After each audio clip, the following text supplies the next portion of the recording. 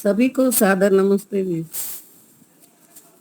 मानव सोचो जग के सुख का विस्तार रहेगा कितने दिन। मानव सोचो जग के सुख का विस्तार रहेगा कितने दिन। यह मान रहेगा कितने दिन। सम्मान रहेगा कितने दिन। चाहे पिता हो या माता हो, पत्नी हो या सुत भ्राता हो,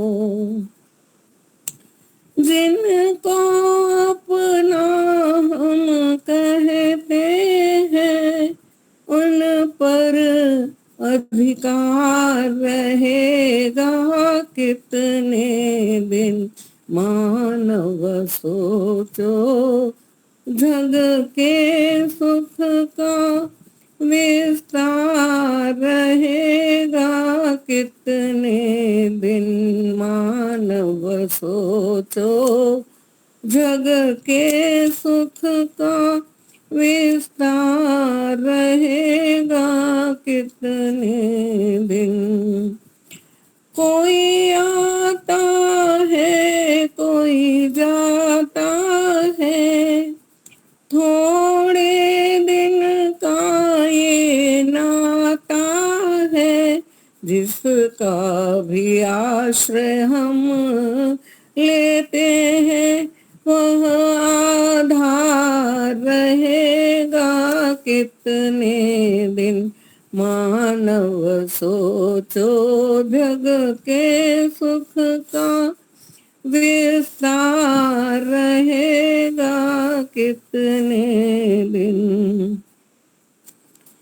जग में जो सच्चे ज्ञानी है, परमात्मा तत्व के ध्यानी है, उनसे पूछो मन का माना।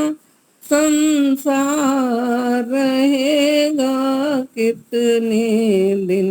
मानव सोचो जग के सुख का विस्तार रहेगा कितने दिन। तुम प्रेम करो अविनाशी से, मिल जाओ उस उर्वासी से। यह पथिक यहाँ में मेरे का व्यापार रहेगा कितने दिन। मानव सोचो जग के सुख का विस्तार रहेगा कितने दिन। मानव सोचो जग के सुख का विस्तार रहेगा कितने दिन। नमस्ते। समय देने के लिए धन्यवाद। आचार्य जी नमस्ते।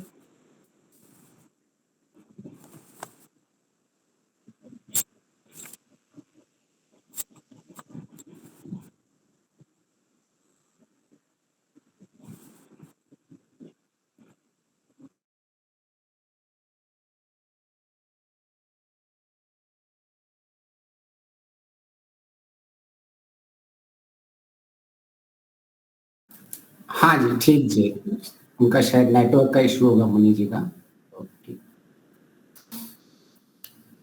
ओ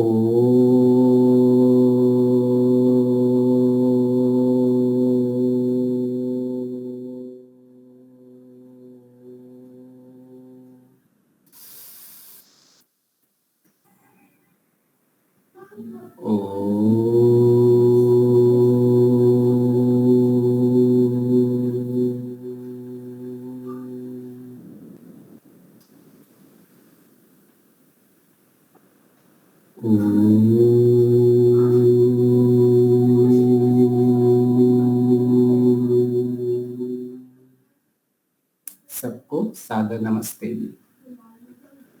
माता जी ने बहुत ही अच्छा भजन गाया। अगर हम संबंध देखें, संबंध, बंध मतलब बॉन्ड, जिसके साथ हम रिश्ता रखते हैं। सम मीन्स सम्यक रूप से, अच्छी प्रकार से। जैसे एडवर्टाइजमेंट आती है ना, फेविकॉल का बॉन्ड है, छूटेगा नहीं।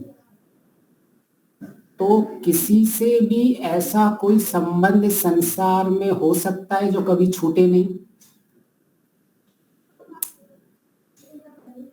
तो हमारे साथ फेविकॉल का संबंध सिर्फ एक के साथ ही हो सकता है, जो कभी नहीं छूटेगा, जो हमेशा था, अनंत काल से था, अनादिकाल तक रहेगा। तो अगर हम जीवन में ये केवल संबंध की परिभाषा ही समझ लें कि संबंध का अर्थ क्या रहता है, कि किससे सम्यक पूर्वक हम बंधन में बंद रह सकते हैं, अपना रिश्ता बना सकते हैं। तो बहुत ही अच्छा भजन सुनाया माता जी ने। माता जी का बहुत बहुत धन्यवाद। हमारे जीवन का लक्ष्य अत्यंत दुखों की निवृत्ति और सुखों की प्राप्ति। तो हमने अब तक देखा, महर्षि जी कहते हैं पंचमा यज्ञ विधि में, कि सबसे पहले हमें अगर अपने जीवन का लक्ष्य प्राप्त करना है तो हमारा अंतःकरण शुद्ध होना चाहिए। सबसे उत्तम उपाय है दुखों की निवृत्ति का और सुखों की प्राप्ति का। तो प्राय हम सब उस पे लगे हुए हैं, हम सब प्रयास करते हैं। हम कुछ नकारात्मक चीजों को हटाते हैं, कुछ सकारात्मक को लेते हैं, कुछ पॉजिटिव थॉट्स को बनाते हैं, कुछ नेगेटिव थॉट्स को निकालते रहते हैं। परंतु हम सबसे पर एक समस्या आती है कि हम थोड़ी देर के लिए तो सत्वगुण प्रदान हो जाते हैं। जब कोई प्रवचन सुनते हैं, कोई सत्संग में जाते हैं तो हमें अच्छा लगता है, लेकिन जैसे ही वहां से बाहर निकलते हैं हम तमोगुण और रजोगुण प्रदान हो जाते हैं। तो अंतःकरण की शुद्धता एक निरंतर काम रहता है, और इससे गहराई में जाके समझना होता है कि केवल कुछ ऊपर से अच्छी अच्छी बातें कर देना, बुरी बातों से दूर रहना, इतने से हम कभी सत्वगुण प्रदान हमेशा नहीं रह सकते हैं। हमें गहराई में इनके क्लेशों को समझना पड़ेगा। तो अक्सर हम ऊपर ऊपर से झाड़ू लगाते हैं और फिर से कचरा आ जाता है, और हमें ऐसा लगता है हम तो सालों से इस मार्ग पे चल रहे हैं और इस मार्ग पे हमारी कठोर तपस्या हो रही है, परंतु बार बार वो कचरा आता रहता है। उसका मुख्य कारण है हम मूल पे काम नहीं कर रहे हैं, हम जड़ पे काम नहीं कर रहे हैं। हमारी मेहनत तो हो रही है, लेकिन जहां होनी चाहिए पूर्ण मेहनत हम नहीं कर पा रहे हैं। तो इसको एक छोटी सी कथा से समझने की कोशिश करेंगे। एक गांव में एक कुआं था, सारे गांव के लोग उसी कुएं से पानी पीते थे, और एक ही कुआं था। तो एक बार उसमें कुत्ता कूद जाता है और उसकी मृत्यु हो जाती है। तो वो पानी खराब होने लगता है, और गांव वालों के पास और कोई तो उपाय नहीं था, वहीं से पीते रहते थे। तो वहां गांव के लोग बीमार होने लग जाते हैं। तो उन्होंने एक संत से जाकर पूछा, एक विद्वान से जाके पूछा कि इसका उपाय क्या है। तो विद्वान कहता है, कुएं में नीचे से पानी आता है, आप सब एक साथ मिलके सारे ऊपर कुएं का पानी निकाल लो। तो सारे गांव वाले इकट्ठा हो जाते, खूब मेहनत करते हैं, सारे निकाल निकाल के जितना भी ऊपर का पानी था निकाल देते हैं। फिर दूसरे दिन पानी आ जाता है उसमें। फिर 8-10 दिन के बाद वही बीमारी फिर से लगती है, फिर से वही लोग बीमार हो जाते हैं, परेशान हो जाते हैं, फिर से वो विद्वान के पास जाते हैं। बोले आपने पूरा पानी निकाल दिया। बिल्कुल, हमने पुराने पानी निकाल दिया और नया पानी भी आ रहा है। हम भी ऐसे करते हैं, कुछ सकारात्मक चीजों को लेके आते हैं, कुछ नकारात्मक चीजों को निकालते हैं। तो बोला अच्छा एक बात बताओ, तुमने वो मरा हुआ कुत्ता निकाला था उसमें से? बोला वो नहीं निकाला था। तो हमारी स्थिति भी ऐसी ही है, हम ऊपर ऊपर से बहुत काम कर रहे हैं, लेकिन गहराई से जब तक क्लेशों को तनु करके, क्षीण करके, दग्ध बीज नहीं कर तक का हमारा प्रयास नहीं होता है, तब तक हमारा प्रयास अधूरा रहता है। तो हमें संस्कारों को इतनी मेहनत करनी है, संस्कारों के ऊपर केवल ऊपर से हम करते हैं। जैसे अगर किसी पे गुस्सा आ जाए तो हम क्या करते हैं, उससे दूर चले जाते हैं, उसकी अपेक्षा कर देते हैं, उपेक्षा कर देते हैं कुछ समय तक। और हमें क्या लगता है कि भी अभी मैं उसके सामने, वो मेरे सामने नहीं जा रहा है, तो मेरा क्रोध अभी कंट्रोल में आ गया है। लेकिन हम प्रायः यह प्रयास कर सकते हैं, और यह भी, इसमें भी कोई आपत्ति नहीं है, जिससे हमें क्रोध हो रहा है उससे कुछ समय के लिए हम दूर हो जाएं। जैसे वो आलंबन ही नहीं आएगा और हमें क्रोध ही नहीं उत्पन्न होगा, परंतु यह मूल में नहीं समाधान होगा।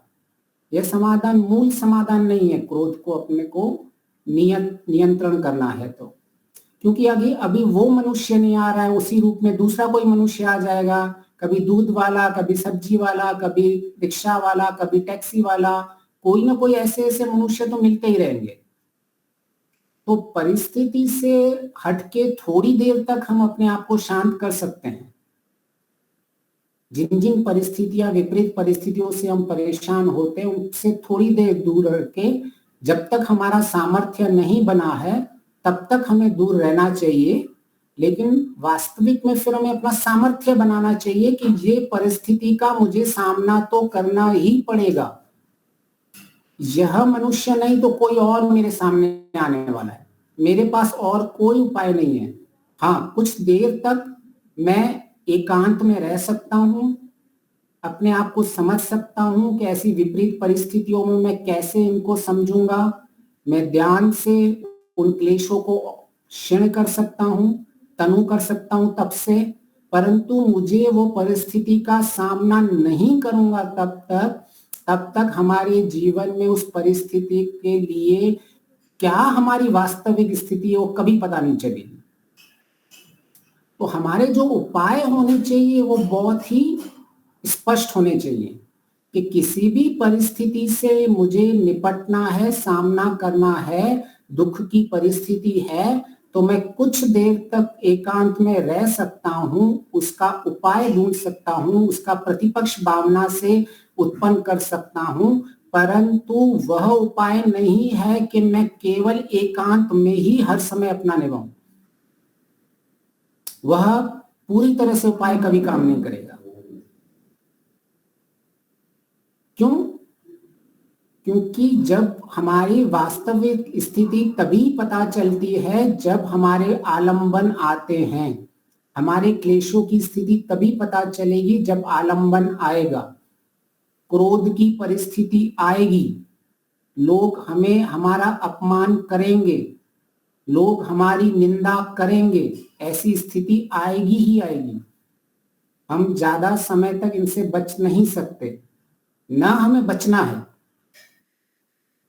हम कुछ समय तक केवल एकांत में रह के इनके उपाय ढूंढते हैं, और जब वो उपाय से हम अपना सामर्थ्य बना देते हैं, हम पराक्रम बना देते हैं अपना, तो फिर इनसे लड़ने के लिए निकल जाते हैं। तो ऐसे ही हमारी स्थिति होनी चाहिए कि जीवन में अगर हमें अपनी समस्याओं का उपाय ढूंढना है तो हमें मूल में ढूंढना पड़ेगा कि इसका वास्तविक मूल कारण क्या है।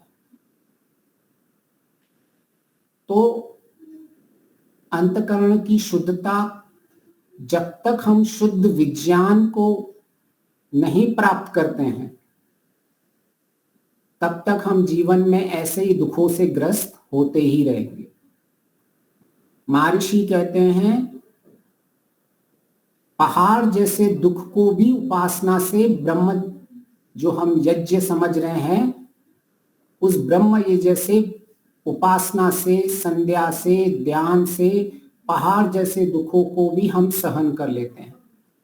उसका अर्थ क्या है? सहन करने का अर्थ वास्तविक में क्या है? उसका अर्थ है दुख की परिस्थिति होगी, प्रतिकूलताएं होंगी, विपरीत परिस्थिति होंगी, परंतु मैं दुखी नहीं होऊंगा। यह होती है सहनशीलता की वास्तविक परिभाषा, कि जब मैं किसी परिस्थिति को सहन कर रहा हूं, इसका अर्थ यह होता है कि वह विपरीत परिस्थिति है, वह दुख की परिस्थिति हो सकती है, परंतु मैं दुखी नहीं होऊंगा। तो जिस समय हमें ये स्पष्ट हो जाता है कि परिस्थितियों से भागने से मेरे उपाय कभी नहीं बन सकते, वह केवल कुछ समय तक होते हैं, जब तक हमें अपना सामर्थ्य बनाना होता है। तो प्रायः हमारी स्थिति ऐसी हो जाती है, कुछ देर तक जब हम परिस्थितियों से दूर चले जाते हैं तो हमें लगता है उसका समाधान मिल गया, लेकिन वह मूल में हमने उसका निवारण नहीं किया है। मूल में क्या करना था? उस परिस्थिति से दूर रह के, एकांत में बैठ के, उस परिस्थिति का विवेचन करके, उस परिस्थिति को समझ के, उस परिस्थिति का आकलन करके, ऐसी ऐसी कब परिस्थितियां आती है और मैं ऐसी परिस्थितियों में कैसे उपाय करूंगा, उसकी प्रतिपक्ष भावना उत्पन्न करनी होती है हमें। फिर वही प्रतिपक्ष भावना में जब वो वास्तविक स्थिति आती है, वह उत्पन्न करके उसका समाधान निकालना होता है। तो जब हमें ये स्पष्ट हो जाता है कि जीवन के दुख दूर कैसे होंगे, ब्रह्म विज्ञान से, ब्रह्म यज्ञ से, पंचमहायज्ञ में सबसे पहले इसलिए ब्रह्म यज्ञ का महर्षि ने विधान किया है। एक बार एक महायोद्धा था, बहुत शूरवीर था। वो एक संत के पास जाता है, ये नर्क और स्वर्ग क्या होता है? वो प्रश्न पूछता है उससे। तो वो विद्वान उसे कहता है, ये कैसा शूरवीर है तू, तेरी बुद्धि कहाँ चली गई है? ऐसा कम बुद्धि वाला इंसान तो मैंने कभी देखा ही नहीं है। कैसा प्रश्न तुमने पूछा है? तुम अपने आप को योद्धा कहते हो, मंद बुद्धि हो तुम, मंद बुद्धि। तो उसी वक्त वो अपनी तलवार निकाल देता है और कहता है, मैं तो आपको बहुत बड़ा विद्वान ज्ञानी समझता था, लेकिन मुझे नहीं पता था कि आपको तो बात करने की भी सहनशीलता नहीं है। उसने कहा, यही नर्क का द्वार है, क्रोध। बोले, नर्क देख लिया? अभी भी कोई प्रश्न है कि नर्क है कि नहीं है? तो उसको समझ में आ जाता है, अरे ये तो मैंने क्या कर दिया कि मैं शूरवीर हूं इतना बड़ा, मैं योद्धा हूं इतना बड़ा, मैंने इतने सारे युद्ध जीते हैं, परंतु मुझे अपने पे विश्वास नहीं है। सामने वाले ने मुझे केवल इतना कह दिया कि मैं मंद बुद्धि हूं, किसने तुझे शूरवीर कह दिया? तो मेरा प्रश्न अपने आप में उठ गया, मतलब मेरा ज्ञान मेरे लिए कितना है? मैं अपने आप को ही, मेरा ज्ञान इतना अपूर्ण है, और हम दुनिया को ज्ञान बांटते रहते हैं।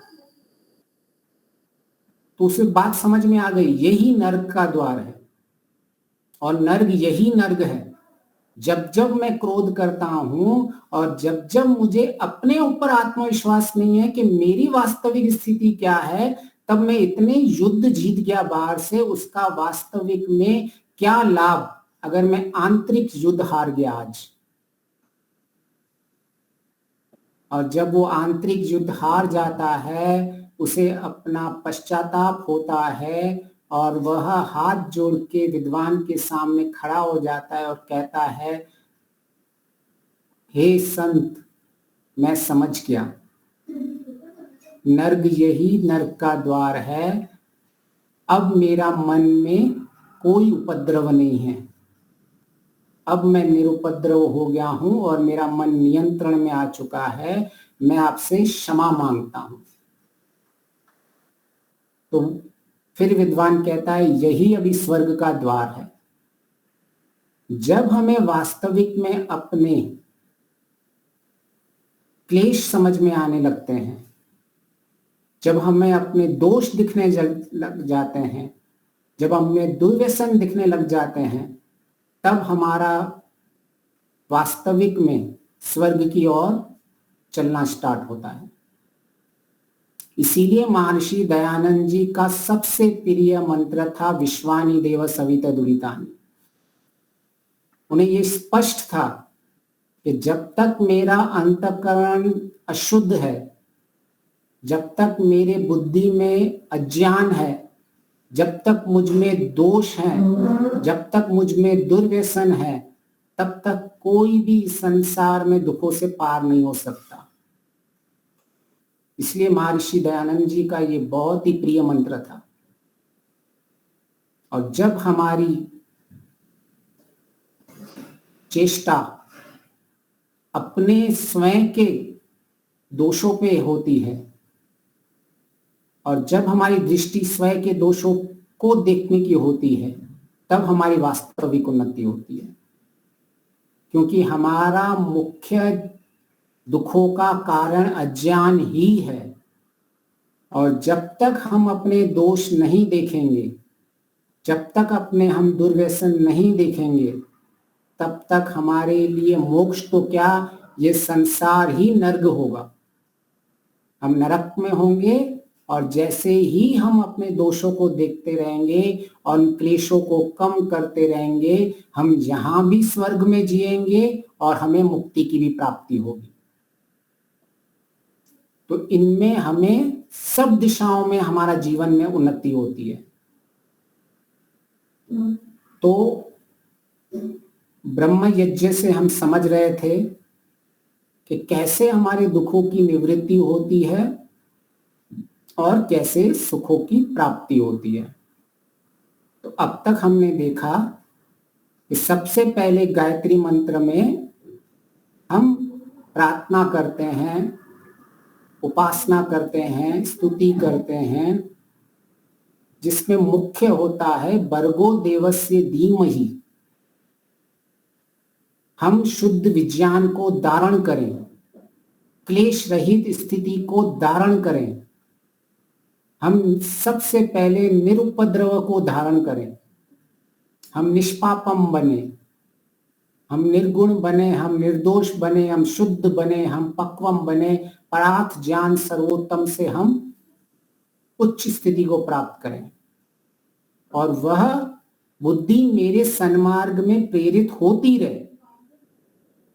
तो उपासना संध्या कोई केवल कुछ आधा घंटा 1 घंटा बैठने की स्थिति नहीं है। केवल उसका जो भी परिणाम होता है वो सारा दिन चलता है।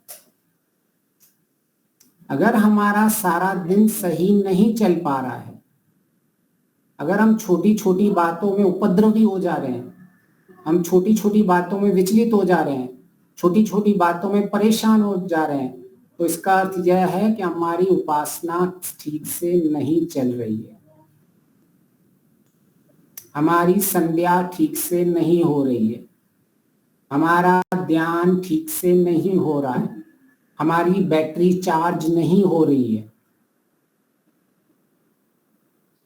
तो महर्षि पंचमा यज्ञ विधि में ब्रह्म यज्ञ के माध्यम से कहना चाहते हैं कि आपको अगर इस संसार में दुखों से निवृत्ति चाहिए, यहां भी आपका गायत्री मंत्र के अर्थ में यजुर्वेद के क्या कहते हैं महर्षि दयानंद, कि आपका इस लोक में भी सुख पाओगे और परलोक भी सुखमय हो जाएगा। इसका अर्थ यह है कि आप यहां भी सुखी होंगे और आपको मुक्ति भी मिलेगी। ये दोनों स्थितियां होती हैं।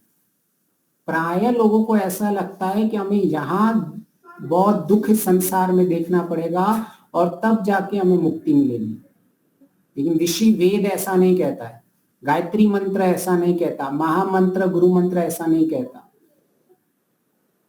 वह कहता है कि जब आप अपने जीवन में धर्म पे चलते हो और अधर्म से दूर होते रहते हो और धर्म पे चल के अधर्म से दूर रह के जब शुद्ध अंतःकरण से जीते हो तो आपका यह लोक भी सुखमय होगा और परलोक भी सुखमय होगा।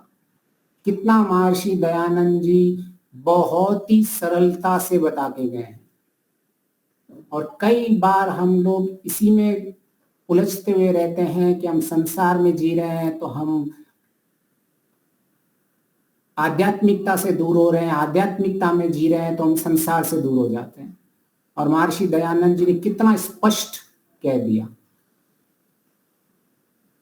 तो अगर हम उपासना की सही सही परिभाषा समझते हैं, उपासना का हमने देखा था, सुना था पिछली कक्षा में कि उपासना का अर्थ होता है समीपता, निकटता। हमारी ईश्वर से कोई दूरी नहीं है, न काल की दूरी है, न समय की दूरी है, न देश की दूरी है, न स्थान की दूरी है, केवल और केवल अज्ञान की दूरी है। तो हमें ये स्पष्ट होना चाहिए कि मेरी ईश्वर के साथ समीपता का अर्थ क्या है। अगर मैं जितना जितना ईश्वर के गुणों से दूर होता जा रहा हूं, जितने जितना मेरा अंतःकरण अशुद्ध है, क्लेश युक्त है, उतना उतना माना जाएगा कि मैं ईश्वर से मेरी समीपता कम है। और जितना जितना मैं क्लेश रहित होता रहूंगा उतना उतना मेरी ईश्वर के साथ समीपता बनती रहेगी। ईश्वर क्लेश रहित है, मैं भी क्लेश रहित बन रहा हूं। तो मुझे कोई विशेष पुरुषार्थ नहीं करना है ईश्वर के साथ रहने के लिए, केवल मुझे अपने क्लेशों को कम करते रहना है, अंतःकरण को शुद्ध करते रहना है। मैं अपने आप ही ईश्वर के नजदीक होते रहेंगे हम, और आपको उसका सुख वास्तविक में मिलता रहेगा। तो हमें उपासना का सही सही अर्थ समझ में आना चाहिए कि कैसे मैं ईश्वर से समीपता बनाऊं, कैसे मैं ईश्वर से निकटता बनाऊं। और क्या ये इतना कठिन है? हम कार जब चलाते हैं, गाड़ी चलाते हैं, तो हमारा ध्यान, हम मोबाइल पे भी बात करते होते रहते हैं, हम आगे देखते भी रहते हैं, हम गाने भी सुनते रहते हैं, और हम फिर अपने एक्सीलेटर और ब्रेक को भी दबाते रहते हैं। इसी तरह हम अपने दैनिक कार्यों में केवल ईश्वर की आज्ञाओं का पालन करना है और हमें ईश्वर के गुण कर्म स्वभाव जैसा बनते रहना है। हमारी उपासना चलती रहेगी, और विशेष उपासना हम सवेरे और शाम करके बैठेंगे, जिसमें हम अपने आप को बताएंगे कि हम कैसे हमें सारा दिन रहना है। तो सबसे पहले हम उपासना में और ध्यान में गायत्री मंत्र जब बोलते हैं तो उसका अर्थ यही है कि मैं क्लेश रहित गुणों को धारण करूं, मैं शुद्ध विज्ञान को धारण करूं।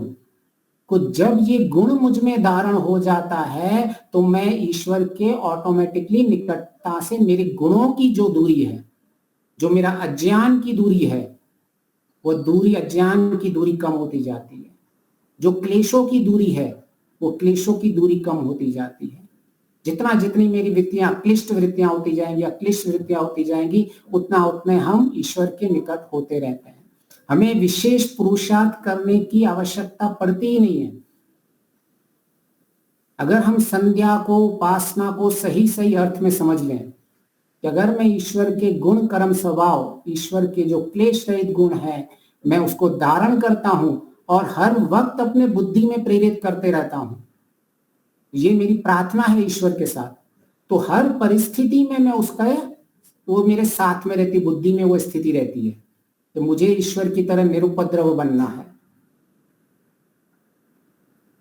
फिर हम जब हम आगे चलते हैं और समझते हैं वाक वाक, प्राण प्राण, चक्षु चक्षु, तब हमें अपनी इंद्रियों को हम समझने की कोशिश करते हैं कि हम अपनी इंद्रियों को, बाहर की इंद्रियां, मेरी अंदर की अंतःकरण जो मन आदि इंद्रियां हैं, और मैं, इन तीनों चीजों को समझना होता है।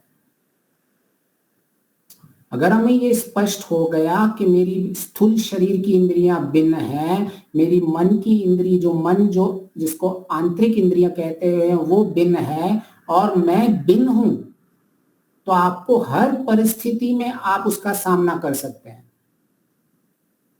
आपको अगर किसी भी आज साइकोलॉजिस्ट, न्यूरोलॉजिस्ट या किसी भी लाइफ स्किल्स वालों से पूछोगे कि क्रोध को कैसे कंट्रोल किया जाए, तो सबसे पहले वो उत्तर देंगे कि आप थोड़ी देर के लिए रुक जाओ। कभी भी आपके सामने विपरीत परिस्थिति आ जाए तो आप रुक जाओ, थोड़ी देर अपने आप को रोक दो। और वो क्या कहते हैं कि हमारा जो राइट ब्रेन है वो राइट ब्रेन उत्तेजित हो जाता है बहुत विपरीत परिस्थिति में, जिसको फ्लाइट और फ्रीज रिस्पॉन्स कहते रहते हैं। और जब हम इसको शांत कर देते हैं तो हमारा लेफ्ट मस्तिष्क है वो एक्टिव हो जाता है, फिर वो आपको आपके इमोशंस को कंट्रोल कर देता है। और हम भी क्या कहते हैं यहाँ संध्या में कि आपको इंद्रियों के साथ नियंत्रण कैसे होगी, आप प्राणायाम कीजिए। आप प्राणायाम से मैं अपनी इंद्रियों को नियंत्रण रखूंगा। यही चीज सालों हजारों साल हमारे ऋषि मुनि कह गए हैं। और आज ये लोग क्या कहते हैं कि लंबी लंबी सांसें लो। आपको गुस्सा आ जाए ना तो आपको लंबी लंबी सांसें लो, इससे क्या होगा कि आपका लेफ्ट ब्रेन इनेबल हो जाएगा। और इंद्रियों को संयम करने के लिए ये सांसें का प्राणायाम का ऋषियों ने हमारी संध्या में विद्वान कई सालों पहले कर चुके हैं। तो ठीक है, ऋषि की बात समझ में नहीं आती है तो आज के डॉक्टर जो कह रहे हैं, आज के जो न्यूरोलॉजिस्ट कह रहे हैं, जो आज मस्तिष्क के साइंटिस्ट हैं, उनकी बात समझ लीजिए। वो कहेंगे आप जल्दी जल्दी 1 2 3 4 5 6 7 8 9 गिनिए। तो हम क्या करते हैं तब? तो हम क्या करते हैं, अपने मस्तिष्क में जो हम थोड़ी देर के लिए रुक जाते हैं कि मुझे तुरंत कोई प्रतिक्रिया नहीं करनी है। तो हम जब ध्यान में बैठते हैं तो इसीलिए सबसे पहले 2-4 प्राणायाम करते हैं, जिससे हमारी वृत्तियां कम हो जाती हैं। अब हमारे मस्तिष्क में हम ईश्वर का सही सही अपनी बुद्धि में नाम स्मरण करते हैं। तो उसका अर्थ क्या होता है, उससे कैसे हमारे जीवन में परिवर्तन होता है। तो हम वो जो सारी चीजें संध्या में कहते हैं, हे ईश्वर आप जो इंद्रियां हैं इससे मेरे यश और बल मिलेगा और ये इंद्रियां नियंत्रण होगी। वो कैसे होती हैं? जब मुझे पता चलेगा मेरी ये स्थूल इंद्रियां हैं, जब मुझे पता चलेगा ये मेरी आंतरिक इंद्रियां हैं, और मैं तीसरा जो हूं मैं दृष्टा भाव हूं, मैं साक्षी भाव हूं। तो हमें ये संध्या में जब हम ये मंत्र बोलते हैं वाक वाक, तो ये तीनों चीज उसी वक्त बुद्धि में आ जानी चाहिए कि मैं भिन्न हूं और ये इंद्रियां भिन्न हैं। अभी आपके सामने कोई कुछ भी बोल रहा है तो आप एक गैप क्रिएट कर देते हो, आप तुरंत प्रतिक्रिया नहीं करोगे कि मैं भिन्न हूं और मेरी जो ये इंद्रियों का कंट्रोल भिन्न है। अभी आपके पास पूरा नियंत्रण आ जाएगा। इसीलिए इंद्रियों को सबसे पहले हमने इंद्रियों की पवित्रता की बात करते हैं संध्या में, कि हमारी जो ये पांचों इंद्रियां हैं, ये पांचों इंद्रियां भिन्न भिन्न हैं और मैं इसका नियंत्रण करता हूं। और हम जब प्राणायाम करते हैं तो इसको साक्षात नियंत्रण में लेके आते हैं। तो ये केवल संध्या के समय नहीं है, कितनी भी परिस्थिति आपकी हो। कई लोग बोलते हैं कि मुझे सब पता है कि क्रोध से इतना हानि होती है, इतनी हानि होती है, लेकिन क्रोध आता है ना तो मेरे कंट्रोल में नहीं रहता है। वो क्यों होता है? क्योंकि ध्यान के समय हमने अपनी इंद्रियों को भिन्न नहीं देखा है। उपासना के समय जब मैं वाक वाक कह रहा हूं, प्राण प्राण कह रहा हूं, चक्षु चक्षु कह रहा हूं, श्रोत्रम श्रोत्रम कह रहा हूं, तो ये सारी मेरे से भिन्न है। ये मुझे उसका अभ्यास कर रहा हूं मैं, कि जब मेरे सामने कोई उत्तेजित करने वाली स्थिति आ जाती है, जब मेरे कानों में कोई उत्तेजित करने वाली स्थिति आ जाती है, ऐसी ऐसी कभी भी मेरे में स्थिति आती है तो ये मेरे से अलग है, तो मैं उसका यथा योग्य समाधान निकाल दूं। तो जब हमें ये स्पष्ट हो जाता है कि जब भी विपरीत परिस्थिति आएगी तो मैं दृष्टा भाव में रहूंगा, मैं साक्षी भाव में रहूंगा, तब क्रोध पे अपने आप ही कम हो जाता है। क्योंकि हमें क्रोध के समय पता ही नहीं चलता है कि भाई यह क्रोध की स्थिति अभी उत्पन्न हो रही है। आप नियंत्रण उसको कर सकते हो जब आपको कोई चीज पता चले, लेकिन वास्तव में जिनको भी क्रोध आता है सालों से वो समझने की कोशिश करते हैं, सालों से वो डॉक्टरों के पास कहते हैं, न्यूरोलॉजिस्ट के पास कहते हैं, लेकिन वो क्रोध नियंत्रण नहीं हो रहा है। क्यों नहीं हो रहा है? क्योंकि हम अपने आप को अलग नहीं समझ पा रहे हैं।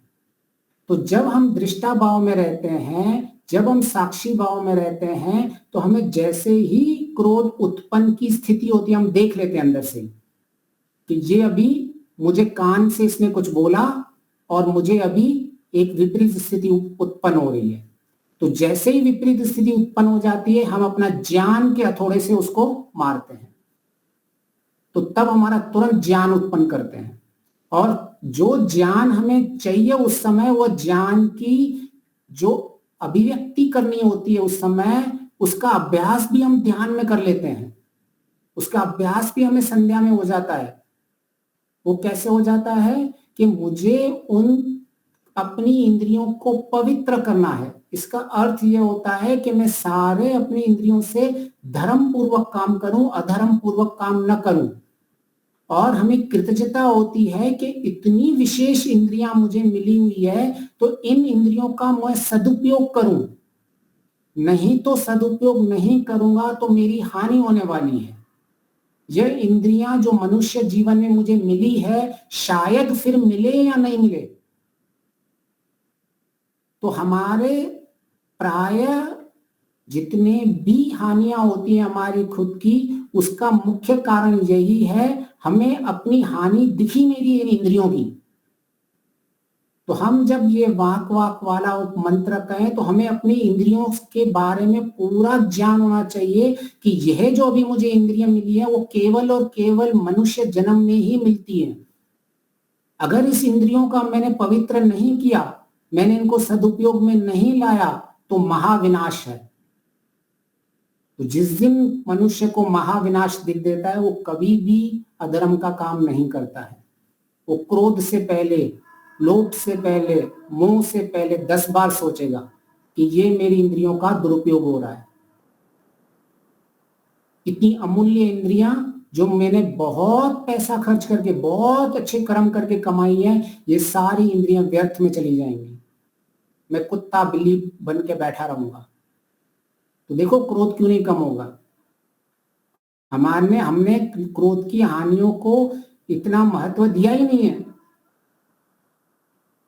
जब हमें इतनी बड़ी हानि दिख रही है कि इससे मेरा अंतःकरण अशुद्ध हो रहा है और एक क्रोध करने से मेरा ऐसा हो सकता है कि मेरा सारा का सारा ये जीवन बर्बाद हो जाए, इतना अमूल्य मुझे पवित्र करना है। इसलिए हम कहते हैं यशो बलम, ये मेरी इंद्रियां पवित्र और यश और बल देने वाली हो।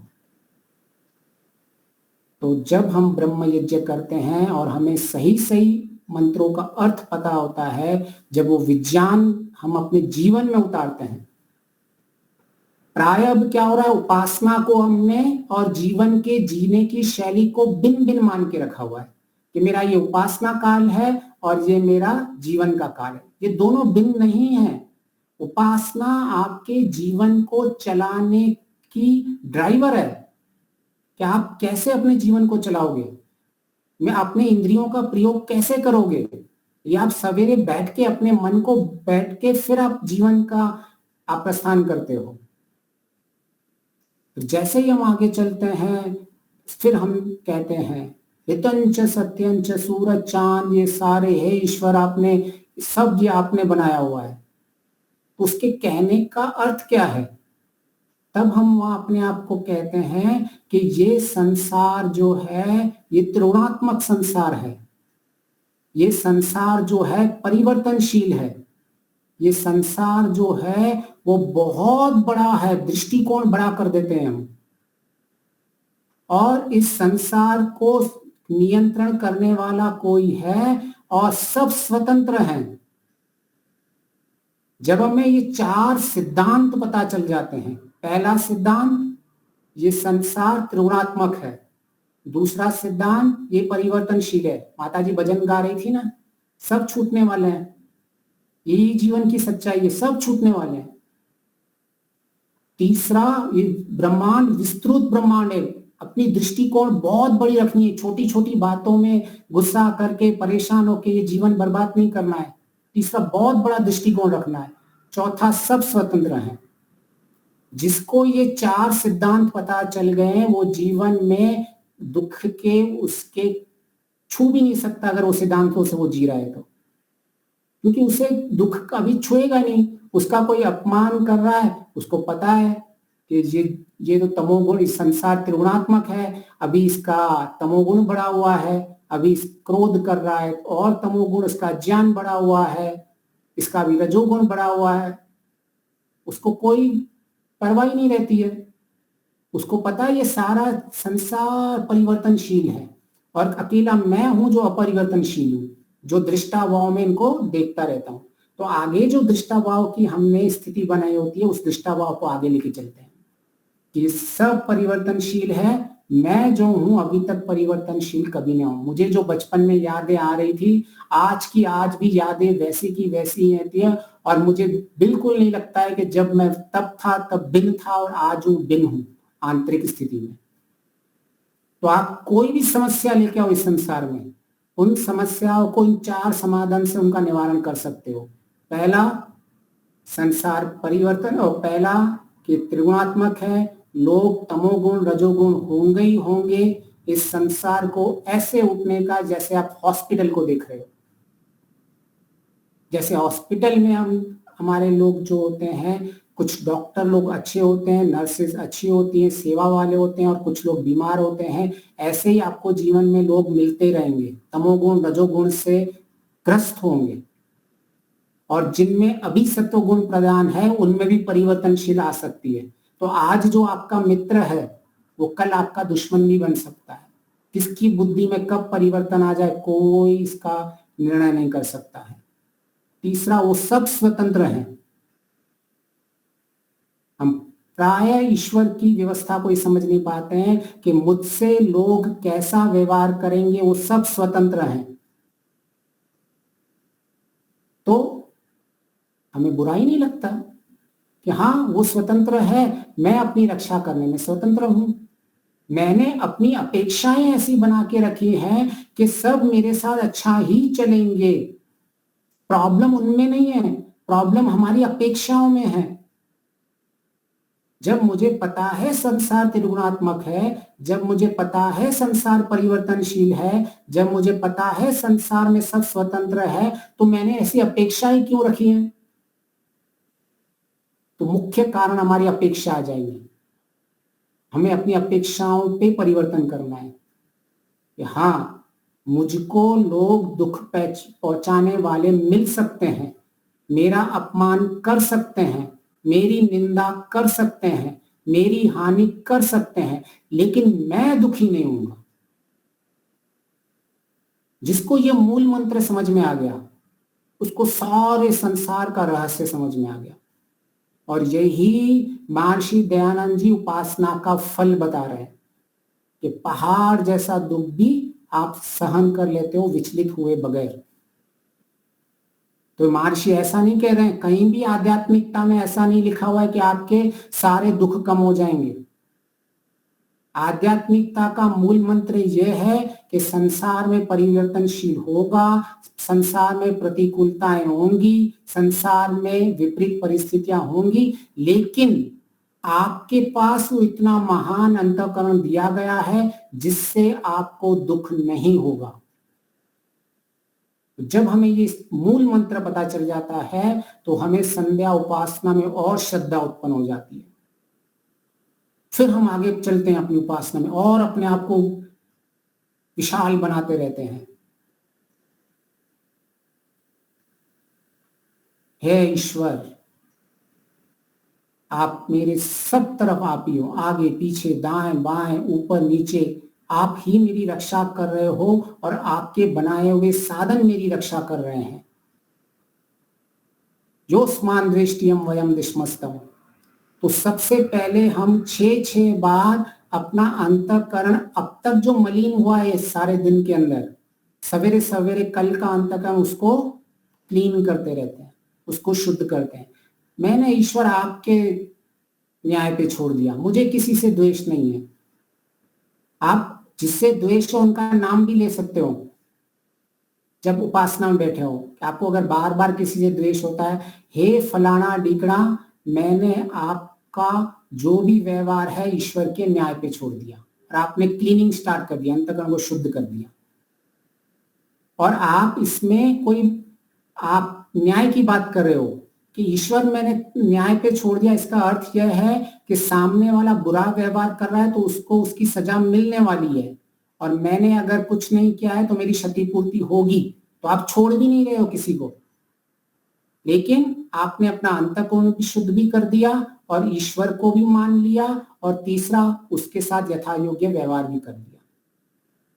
तो क्षमा जो करते हैं, क्षमा एक बहुत बड़ा हथियार है अपने अंतःकरण को शुद्ध करने का। तो सवेरे सवेरे 6 बार आपने शुद्ध कर दिया, फिर शाम तक फिर से कुछ कुछ मलिनताएं आती रहती हैं, फिर हम शाम से सबको क्षमा कर देते हैं। महर्षि क्षमा का अर्थ क्या करते हैं? महर्षि कहते हैं निंदा, स्तुति, लाभ, हानि, मान, अपमान, इन सारे से जो दुख उत्पन्न हो सकता है उनको सहन करना। इसका अर्थ यह है कि ये सारे लोग होंगे, दुख उत्पन्न करेंगे, परंतु मैं दुखी नहीं होऊंगा। तो जब ये मूल मंत्र मिल जाता है कि भाई सामने वाला कितनी भी बड़ी मुझे गिफ्ट दे रहा है लेकिन मैं ले रहा ही नहीं हूं, तो गिफ्ट उसके पास ही रहने वाली है। इसी तरह से जो भी कोई मुझे कुछ परेशान करने की कोशिश कर रहा है, मैं अंदर ले ही नहीं रहा हूं, तो वो चीज मेरे पास आएगी नहीं। तो ऐसे ही हम इस लोक में दुख की निवृत्ति होती रहती है। उपासना में सारे समाधान दिए हुए हैं, जो भी आपके जीवन में प्रश्न हो सारे उसके उत्तर दिए हुए हैं। मतलब मूल में महर्षि ने कह लिया कि इसका फल जो बता दिया है कि दुख होगा लेकिन हम दुखी नहीं होंगे। ऐसा मूल मंत्र जो आपका जीवन बदल दे। और प्रायः ईश्वर की उपासना साधना हम उनके नाम तक सीमित रखते हैं। जैसे लोग कहते हैं ना, क्या ओम ओम ओम ओम बोलने से मेरा जीवन सफल हो जाएगा? सच्चाई ये है, सफल नहीं होगा। लेकिन आप ओम ओम के भाव में जी रहे हैं तो आपका जीवन कई गुना सफल हो जाएगा। तो हम ईश्वर के भाव में हर समय रह सकते हैं। जब भी आप क्रोध नहीं कर रहे हैं, आप किसी भी इमोशन से, भाव से उत्तेजित नहीं हो रहे हैं, आप क्लेश रहित स्थिति बना रहे हैं, और ईश्वर क्लेश रहित है। आप उसकी गुणों की समीपता बढ़ रही है आपकी। ऐसे ही हम जीवन में आगे बढ़ते हैं। तो अगर किसी के पास अब तक कोई प्रश्न है तो सबसे पहले वो प्रश्न ले लेते हैं, फिर हम इसको आगे करेंगे। किसी को अगर जीवन में दुखों से, उपासना का, संध्या का, इन सब का कैसे संबंध है, कैसे हमारे दुख कम होंगे, कैसे सुख बढ़ेंगे, क्या इससे कोई अंतर पड़ता है, नहीं पड़ता है, इसके संबंध में हम कैसे सांसारिक जीवन और आध्यात्मिक जीवन को साथ साथ में लेके चलें, अगर इसके लेके कोई प्रश्न है तो हम सबसे पहले वो प्रश्न ले लेते हैं।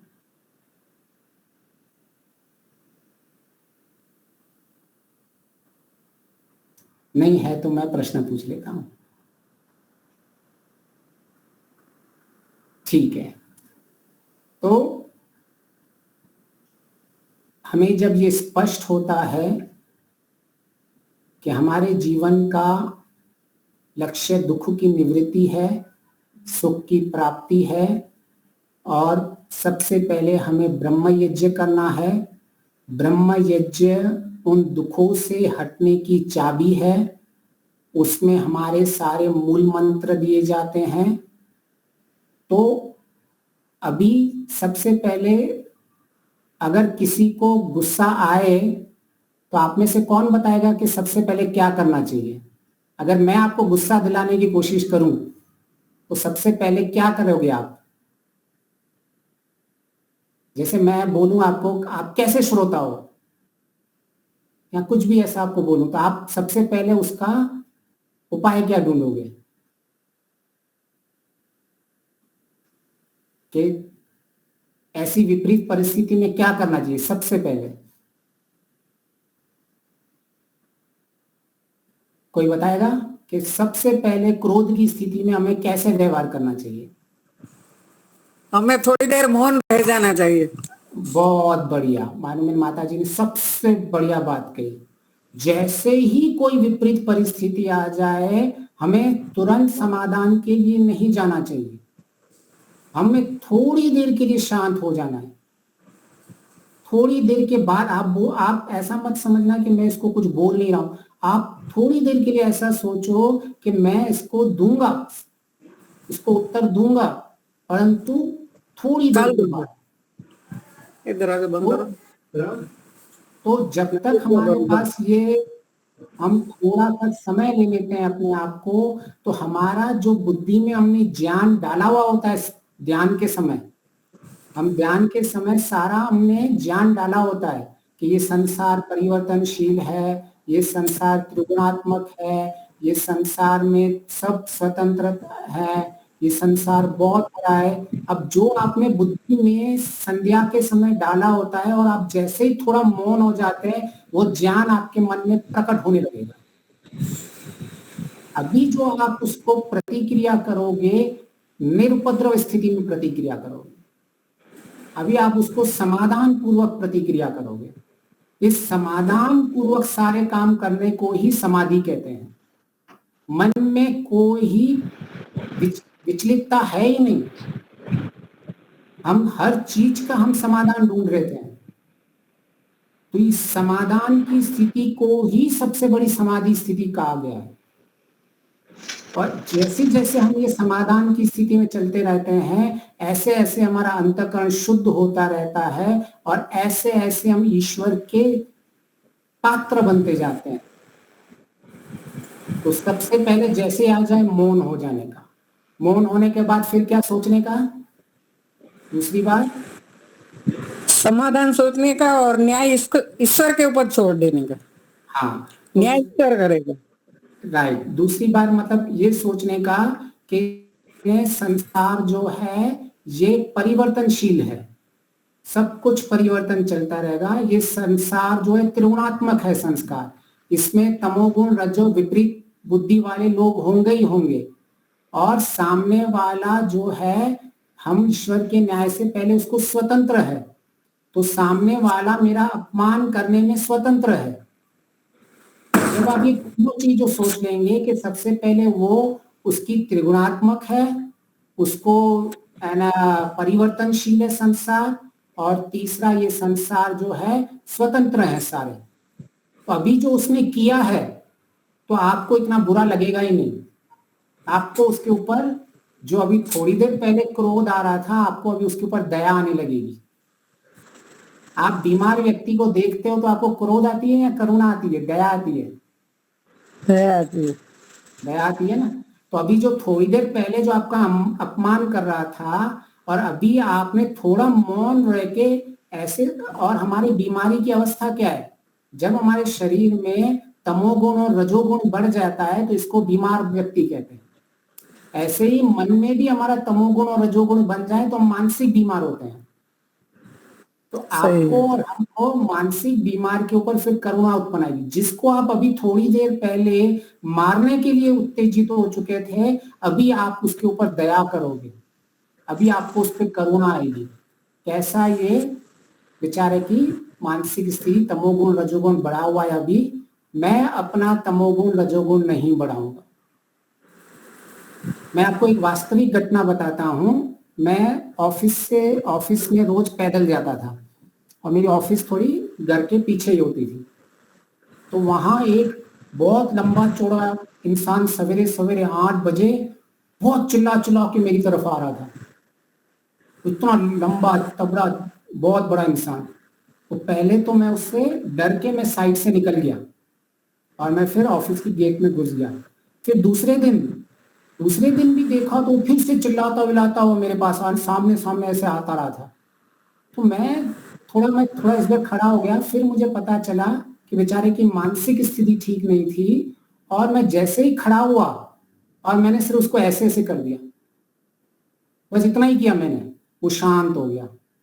बेचारे को उसकी मानसिक स्थिति थी, कोई सुनता ही नहीं था, इसलिए वो चिल्ला चिल्ला के बोलता रहता था। जिस इंसान से मैं डरता था अभी वही इंसान मेरे सामने आ गया, रोज चिल्लाता। मुझे पता चल गया था ये कैसा है। थोड़े दिन पहले मैं जिससे मेरे को द्वेष था, थोड़ी दिन पहले जिससे मैं डरता था, जब मुझे उसकी वास्तविक स्थिति पता कर गई कि बेचारे का तमोगुण और रजोगुण बना हुआ है, तो मुझे उसमें दया और करुणा आ गई और मैं उसके सामने खड़ा रहता था हमेशा, और हमेशा ऐसे ऐसे करता था तो बेचारा शांत हो जाता था। ऐसे ही जब विपरीत परिस्थिति में आपको लोग मिले, जब विपरीत स्थिति में लोग मिले, तो आप उनके ऊपर करुणा कर सकते हैं। आप अपने ज्ञान का उपयोग कर सकते हैं उस वक्त के बेचारा संसार, मैंने संध्या में उपासना में कहा है कि संसार त्रिगुणात्मक है। इस बेचारे की भी स्थिति थी तमोगुण और रजोगुण की बढ़ी हुई है। तो ऐसे ही आपकी दृष्टि में परिवर्तन आ जाएगा।